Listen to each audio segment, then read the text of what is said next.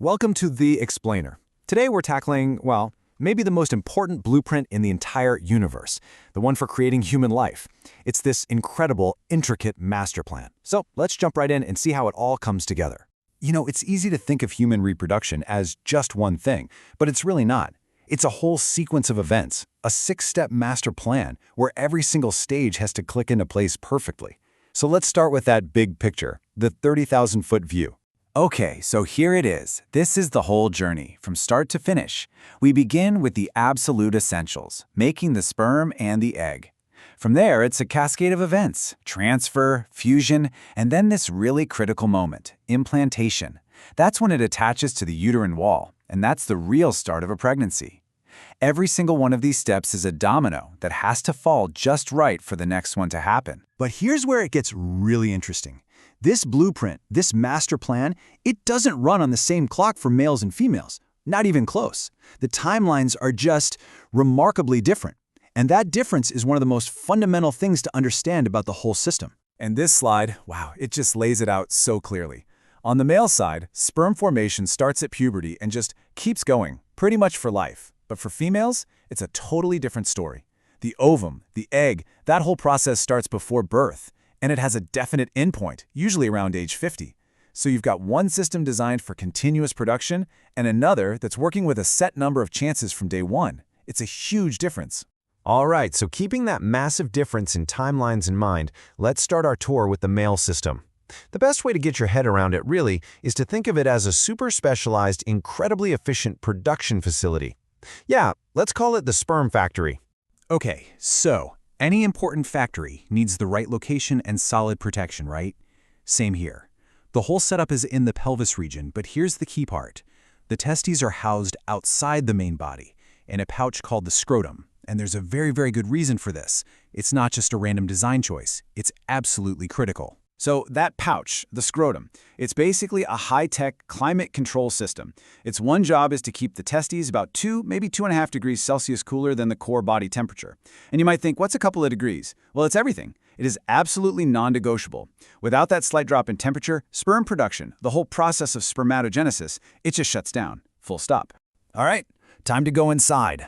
Let's head on to the factory's production floor. We're going right to where the magic happens, inside the testes, where the final product is built from scratch. So picture this. Inside each testis, you've got something like 250 little compartments, these testicular lobules. And crammed into each one of those are these supercoiled tubes called seminiferous tubules. And these aren't just plumbing, folks. These are the assembly lines. This is where all the action is. So every assembly line needs raw materials, right? Here, they're called male germ cells, or spermatogonia. These are the starting point, the basic stock. They're the stem cells that are going to go through this whole process to become mature sperm. But these germ cells aren't just left on their own. Nope. Right there with them in the tubules are the Sertoli cells. You can think of them as the support crew or maybe the quality control managers. They're providing all the nutrition, making sure the environment is perfect. They're basically ensuring that every developing sperm has exactly what it needs to mature correctly. Now, this is a really important detail. All that production is happening inside the tubes. But the orders, the instructions, they're coming from outside the tubes.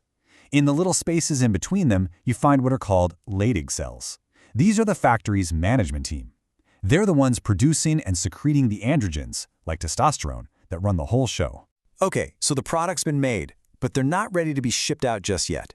They still need to be stored for a bit, go through some final maturation steps, and then be transported.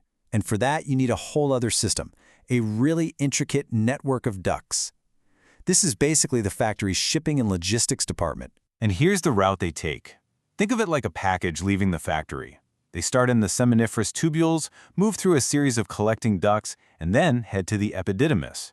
That's kind of like the warehouse where they're stored and finish maturing. Then, when it's time to go, they travel through the vas deferens all the way to the urethra for final delivery. But here's the thing. The sperm don't travel light, and they definitely don't travel alone. They get mixed with this stuff called seminal plasma. It's a fluid cocktail that comes from a few different accessory glands. And this isn't just packing material. It's loaded with essentials, like fructose for energy, that's their fuel, plus calcium and enzymes. It's the transport medium and the lunchbox all in one. So, there you have it. The factory, the production line, the shipping department, the whole male side of the operation. But of course, that's only half the story, right? To get the full picture, to really understand this blueprint, we have to look at the other side of the equation. And the female system, well, it's engineered for a completely different mission. It's so much broader. The ovaries produce the eggs, sure, but the rest of the system is this incredible integrated support structure. It's designed to handle everything else: ovulation, fertilization, the entire pregnancy, birth, the whole 9 yards.